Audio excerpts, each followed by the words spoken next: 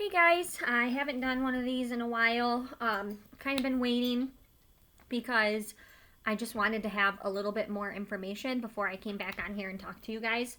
Yesterday, all the teachers went into school at different time periods, keeping our social distancing 6 feet apart, things like that. And we got together a bunch of materials to be sent home. We do not, sorry, I have a list right here.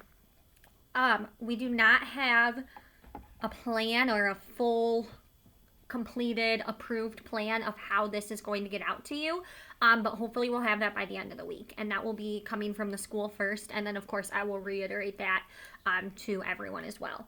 Lockers have been cleaned out. Everything has been put in bags with names on it, and again, hopefully we have a plan, or we should have a plan by the end of this week of how stuff will be delivered or picked up and whatnot.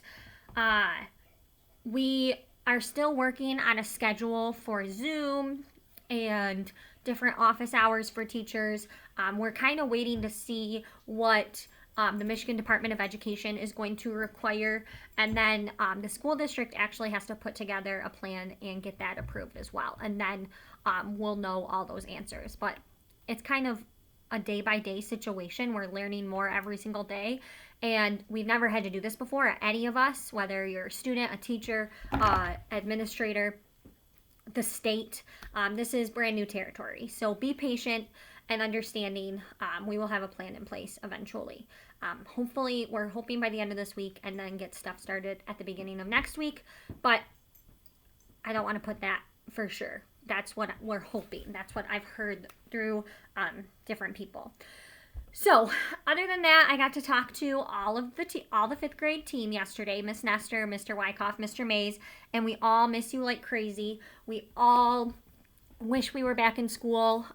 We're flabbergasted by the fact that we're not going back this year. We're all really heartbroken and devastated. It truly still doesn't seem real yet. I don't know. March through May are the fun months. That's when we have kind of built our classroom climate, and we are a little family, and we get to grow, and we get to see all that growth, and then we get to do all that fun stuff because all of the classroom management and behaviors are really out of the way. So I apologize that this is happening to you guys. It's not what we want either. So just know that. In our next unit, we would have started after spring break is our persuasive writing or opinion writing. And we do that also with learning a little bit about historical fiction. And our read aloud book that we would have switched to is Number the Stars by Lois Lowry. Lois Lowry is one of my favorite authors. I actually have a bunch of other books that if we get to, because we get through other books, that I will read to you. These, like The Giver is a book I read in 5th grade, or my teacher read to me, and then Gathering Blue and Messenger. All of these are amazing books. I love Lois Lowry, one of my favorite authors. So we're going to be reading this book, and I'll just read the back to you so you can kind of get an idea of what this book is about. 10-year-old Anne-Marie Johansson and her best friend Ellen Rosen often think about life before the war. But it's now 1943, and their life in Copenhagen is filled with school, food shortages, and the Nazi soldiers marching into town. The Nazis won't stop. The Jews of Denmark are being relocated, so Ellen moves in with the Johanssons and pretends to be part of the family. Then, Anne-Marie is asked to go on a dangerous mission. Somehow, she must find strength and courage to save her best friend's life. There's no turning back now. So this book is set in World War II. It is set in Copenhagen. So look it up. Who can tell me where that's at? And it is about kind of like, do you remember in Wonder where we read the Julian chapters, and Julian's grandma talked about how she was hidden by another family, by Torteau, who was the crippled boy. It's somewhat similar, but it's about two girls. So I'm just going to read a couple chapters today. If you have not done your second packet, which has a bunch of, actually I think I have it right here, hold on.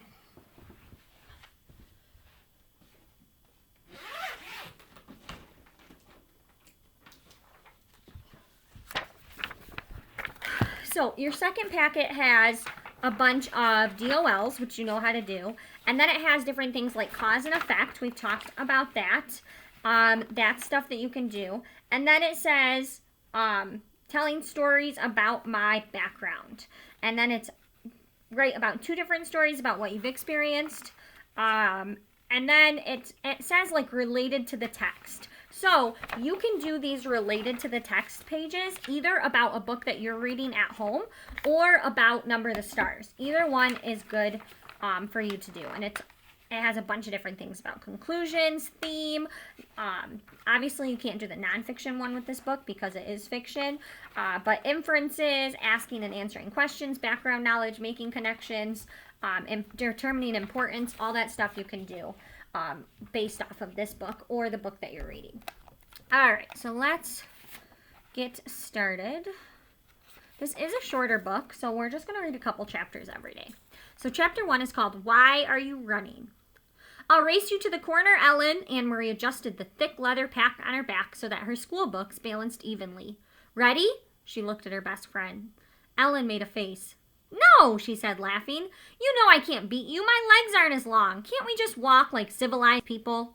She was a stocky 10-year-old, unlike lanky Anne-Marie. We have to practice for the athletic meet on Friday. I know I'm going to win the girls' race this week. I was second last week, but I've been practicing every day. Come on, Ellen, Anne-Marie pleaded, eyeing the distance to the next corner of the Copenhagen street. Please. Ellen hesitated, then nodded and shifted her own rucksack of books against her shoulders. Oh, all right. Ready, she said. Go! Shouted Anne-Marie, and the 2 girls were off, racing along the residential sidewalk. Anne-Marie's silvery blonde hair flew behind her, and Ellen's dark pigtails bounced against her shoulders. Wait for me, wailed little Christy, left behind. But the 2 older girls weren't listening. Anne-Marie outdistanced her friend quickly, even though one of her shoes came untied as she sped along the street called Oosterbrogade, past the small shops and cafes of her neighborhood near here in northeast Copenhagen. Laughing, she skirted an elderly lady in black who carried a shopping bag made of string. A young woman pushing a baby carriage moved aside to make way. The corner was just ahead. Anne-Marie looked up, panting, just as she reached the corner. Her laughter stopped. Her heart seemed to skip a beat. Halt! The soldier ordered in a stern voice. The German word was as familiar as it was frightening. Anne-Marie had heard it often enough before, but it had never been directed at her until now. Behind her, Ellen also slowed and stopped. Far back, little Christy was plodding along, her face in a pout because the girls hadn't waited for her. Anne-Marie stared up. There were 2 of them. That meant 2 helmets, 2 sets of cold eyes glaring at her, and 4 tall, shiny boots planted firmly on the sidewalk, blocking her path to home. And it meant 2 rifles gripped in the hands of the soldiers. She stared at the rifles first. Then finally, she looked into the face of the soldier who had ordered her to halt. Why are you running? The harsh voice asked. His Danish was very poor. 3 years, Anne-Marie thought with contempt. 3 years they've been in our country, and still they can't speak our language? I was racing with my friend, she answered politely. We have races at school every Friday, and I want to do well, so I... Her voice trailed away, the sentence unfinished. Don't talk too much, she told herself. Just answer them, that's all. She glanced back. Ellen was motionless on the sidewalk a few yards behind her. Farther back, Christy was still sulking and walking slowly toward the corner. Nearby, a woman had come to the doorway of the shop and stood silently, watching. One of the soldiers, the taller one, moved toward her. Anne-Marie recognized him, as she and Ellen always called in whispers, the giraffe, because of his height and the long neck that extended from his stiff collar. He and his partner were always on this corner. He prodded the corner of her backpack with the stock of his rifle. Anne-Marie trembled. What's in here? He asked loudly. From the corner of her eye, she saw a shopkeeper move quietly back into the shadows of the doorway, out of sight. School books, she answered truthfully. Are you a good student? The soldier asked. He seemed to be sneering. Yes. What is your name? Anne-Marie Johansson. Your friend, is she a good student too? He was looking beyond her at Ellen, who hadn't moved. Anne-Marie looked back too and saw that Ellen's face, usually rosy-cheeked, was pale, and her dark eyes were wide. She nodded at the soldier. "Better than me," she said. "What's her name?" "Ellen." "And who is this?" he asked, looking to Anne Marie's side. Christy had appeared there suddenly, scowling at everyone. "My little sister." She reached down for Christy's hand, but Christy, always stubborn, refused it and put her hands on her hips defiantly. The soldier reached down and stroked her little sister's short, tangled curls. "Stand still, Christy," Anne Marie ordered silently, praying that somehow the obstinate 5-year-old would receive this message. But Christy reached up and pushed the soldier's hand away. "Don't!" she said loudly. Both soldiers began to laugh. They spoke to each other in rapid German that Anne Marie couldn't understand. "She's pretty, like my own little girl," the tall one said, in a more pleasant voice. Anne Marie tried to smile politely. "Go home, all of you. Go study your school books and don't run. You look like hoodlums when you run." The two soldiers turned away. Quickly, Anne Marie reached down and grabbed her sister's hands before Christy could resist. Hurrying the little girl along, she rounded the corner. In a moment, Ellen was beside her. They walked quickly, not speaking, with Christy between them, toward the large apartment building where both families lived. When we were home, Ellen whispered suddenly, "I was so scared." "Me too," Anne Marie whispered back. As they turned to enter their building, both girls looked straight ahead toward the door. They did it purposely so that they would not catch eyes or the attention of 2 more soldiers who stood with their guns on this corner as well. Christy scurried ahead of them through the door, chattering about the picture she was bringing home from kindergarten to show Mama. For Christy, the soldiers were simply part of the landscape, something that had always been there on every corner, as unimportant as lampposts throughout her remembered life. "Are you going to tell your mother?" Ellen asked Anne Marie as they trudged together up the stairs. "I'm not. My mother would be so upset." "No, I won't either. Mama would probably scold me for running on the street." She said goodbye to Ellen on the 2nd floor, where Ellen lived, and continued on to the 3rd floor, practicing in her mind a cheerful greeting for her mother, a smile, a description of today's spelling test, in which she had done well.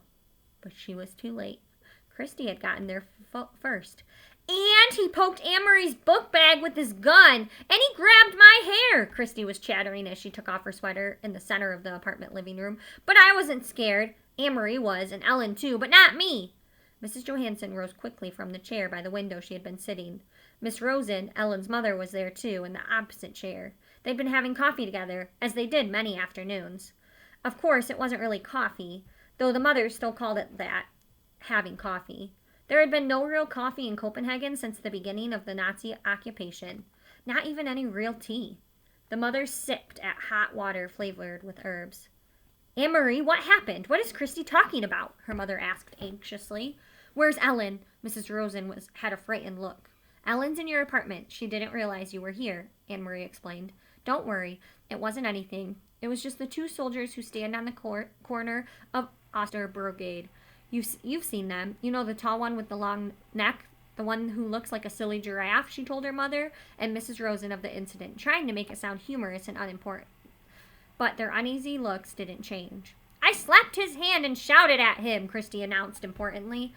"No, she didn't, Mama," Anne Marie reassured her. "She's exaggerating, as she always does." Mrs. Johansson moved to the window and looked down on the street. The Copenhagen neighborhood was quiet. It looked the same as always, people coming and going from the shops, children at play, the soldiers on the corner. She spoke in a low voice to Ellen's mother. "They must be edgy because of the latest resistance incidents. Did you read that about it? The bombings on Hilderad?" Although she pretended to be absorbed in unpacking her school books, Anne Marie listened, and she knew what her mother was referring to, the Free Danes, an illegal newspaper. Peter Nielsen brought it to them occasionally, carefully folded and hidden among ordinary books and papers, and Mama always burned it after she and Papa had read it. But Anne Marie heard Mama and Pop talk sometimes at night about the news they'd received. News of a sabotage against the Nazis, bombs hidden and exploded in the factories that produced war materials, and industrial railroad lines damaged so that the goods couldn't be transported. And she knew what resistance meant. Papa had explained when she overheard the word and asked. The resistance fighters were Danish people.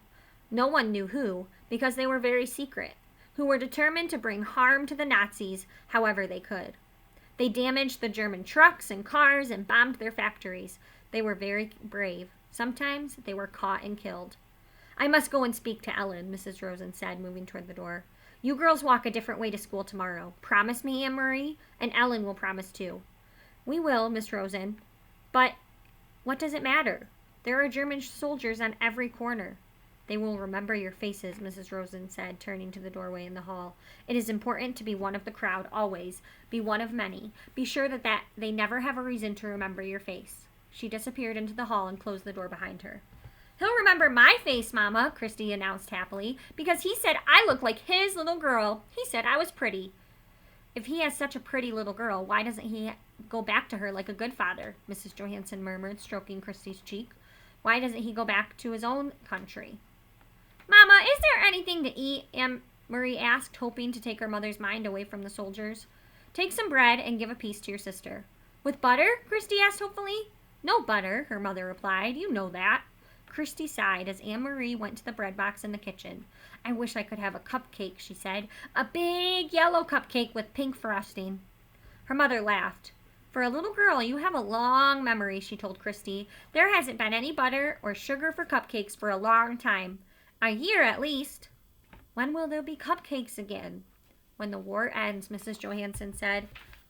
She glanced through the window, down the street corner where the soldiers stood, their faces impassive beneath the metal helmets when the soldiers leave, she said.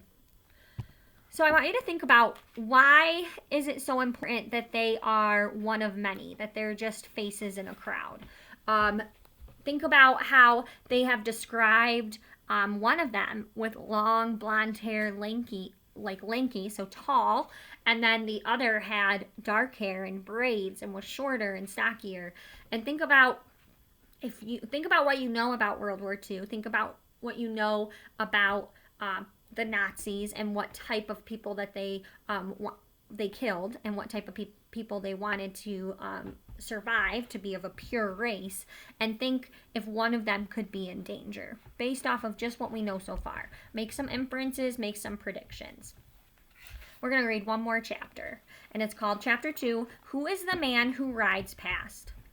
Tell me a story, Anne Marie begged Christy as she snuggled beside her sister in the big bed they shared. Tell me a fairy tale. Anne Marie smiled and wrapped her arms around her little sister in the dark. All Danish children grew up familiar with fairy tales.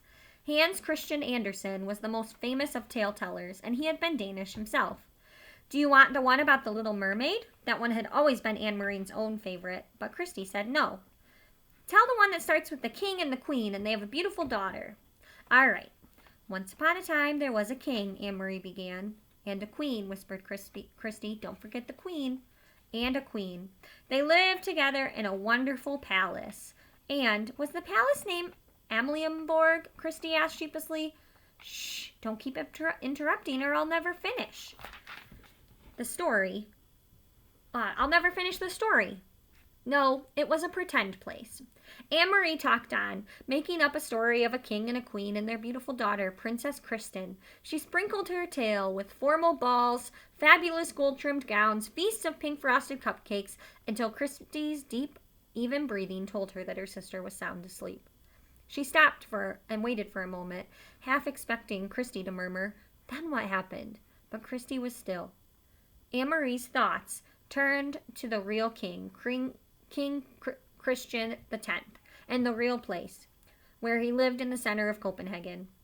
How the people of Denmark loved King Christian. He was not like fairy tale kings who seemed to stand on balconies giving orders to subjects, or who sat on golden thrones demanding to be entertained and looking for suitable husbands for their daughters. King Christian was a real human being, a man with a serious, kind face. She had seen him often when she was younger. Each morning he had come from his palace on his horse, Jubilee, and ridden alone through the streets of Copenhagen, greeting his people. Sometimes when Anne Marie was a little girl, her older sister, Lise, I don't know how to pronounce that name, had taken her to stand on the sidewalk so she could wave to King Christian. Sometimes he had waved back at the two of them and smiled. Now you are special forever, her sister had told her once, because you had been greeted by a king. Anne Marie turned her head on the pillow and stared through the partly open curtains of the window into the dim September night. Thinking of her sister, her solemn, lovely sister, always made her sad. So she turned her thoughts again to the king, who was still alive, as her sister was not. She remembered a story that Papa had told her shortly after the war began, shortly after Denmark had surrendered and the soldiers had moved in overnight to take over the corners of the places, or the places on the corners. One evening, Papa had told her that earlier he was on an errand near his office, standing on the corner waiting to cross the street, when King Christian came by on his morning ride. One of the German soldiers had turned suddenly and asked a question of a teenage boy nearby. "Who is the man who rides past here every morning on his horse?" the German soldier asked. Papa said he smiled to himself, amused that the German soldier did not know. He listened while the boy answered. "He is our king," the boy told the soldier. "He is the king of Denmark." "Where is his bodyguard?" the soldier asked. "And do you know what the boy said?" Papa had asked Anne-Marie. She was sitting on his lap. She was little then, only 7 years old. She shook her head, wanting to hear the answer. The boy looked at the soldier, and he said, "All of Denmark is his bodyguard." Anne-Marie had shivered. It sounded like a very brave answer. "Is it true, Papa?" she asked what the boy said. Papa thought for a moment. He always considered questions very carefully before he answered them. "Yes," he said at last, "it is true. Any Danish citizen would die for the King Christian to protect him." "You too, Papa?" "Yes." "And Mama too?" "Mama too." Anne-Marie shivered again. "Then I would too, Papa, if I had to." They sat silently for a moment across from the room. Mama watched them, Anne-Marie and Papa, and she smiled. Mama had been crocheting that evening 3 years ago, the lacy edge of a pillow, part of Lisa's trousseau. Her fingers moved rapidly, turning the white thin thread into an intricate narrow border. Lisa was a grown-up girl of 18, and she was about to be married to Peter Nielsen. When Lisa and Peter married, Mama said Anne-Marie and Christy would have a brother for the very first time. "Papa," Anne-Marie had said finally into the silence, "sometimes I wonder why the king wasn't able to protect us. Why didn't he fight the Nazis so that they wouldn't come into Denmark with their guns?" Papa sighed. "We're such a tiny country," he said, "and they are such an enormous enemy. Our king was wise. He knew how few soldiers Denmark had, and he knew that many, many Danish people would die if we fought." "In Norway they fought," Anne-Marie pointed out. Papa nodded. "They fought very fiercely in Norway. They had those huge mountains for the Norwegian soldiers to hide. Even so, Norway was crushed." In her mind, Anne-Marie had pictured Norway as she remembered it from the map at school, up above Denmark. Norway was pink on the school map. She imagined the pink strip of Norway crushed by a fist. "Are there German soldiers in Norway now? The same as here?" "Yes," Papa said. "In Holland, too," Mama added from across the room. "And Belgium and France. But not in Sweden," Anne-Marie announced, proud that she knew so much about the world. Sweden was blue on the map, and she had seen Sweden even though she had never been there before, standing behind Uncle Henrik's house north of Copenhagen. She had looked across the water, the part of the North Sea that was called the Kattegat, the land on the other side. "That is Sweden you are seeing," Uncle Henrik had told her. "You are looking across to another country." "That's true," Papa had said. "Sweden is still free." And now, 3 years later, it is still true. But much else had changed. King Christian was getting old, and he had been badly injured last year in a fall from his house, faithful old Jubilee who had carried him around Copenhagen so many mornings. For days they thought he would die, and all of Denmark had mourned. But he hadn't. King Christian X was still alive. It was Lisa who was not. It was her tall, beautiful sister who had died in an accident 2 weeks before her wedding. In the blue carved trunk in the corner of this bedroom, Anne-Marie could see its shape even in the dark. Were folded Lisa's pillowcases with their crocheted edges, her wedding dress with its hand-embroidered neckline, unworn, and the yellow dress that she had worn and danced in with a full skirt flying at the party celebrating her engagement to Peter. Mama and Papa never spoke of Lisa. They never opened the trunk, but Anne-Marie did from time to time. When she was alone in the apartment. Alone, she touched Lisa's things gently, remembering her quiet, soft-spoken sister who had looked forward to marriage and children of her own. Red-headed Peter, her sister's fiancé, had not married anyone in the years since Lisa's death. He had changed a great deal. Once he had been like a fun-loving older brother to Anne-Marie and Christy. teasing and tickling, always a source of foolishness and pranks. Now, he still stopped by the apartment often, and his greetings to the little girls were warm and smiling, but he was usually in a hurry, talking quickly to Mama and Papa about things Anne Marie didn't understand. He no longer sang the nonsense songs that had once made Anne Marie and Christy shriek with laughter, and he never lingered anymore. Papa had changed too. He seemed much older, and very tired, defeated. The whole world had changed. Only the fairy tales remained the same. And they lived happily ever after, Anne Marie recited, whispering in the dark, completing the tale for her sister, who slept beside her, one thumb in her mouth. And that's where we're going to stop. So we learned another piece of information about Anne Marie and her family, that she had 2 sisters, and her oldest sister passed away in an accident 2 weeks before her wedding. So, I want you to think about your background knowledge with World War II. I want you to think about things that we have learned in class, that you've learned in Mr. Mays' class, and how you can draw on some inferences and predictions of what you think might happen in the future.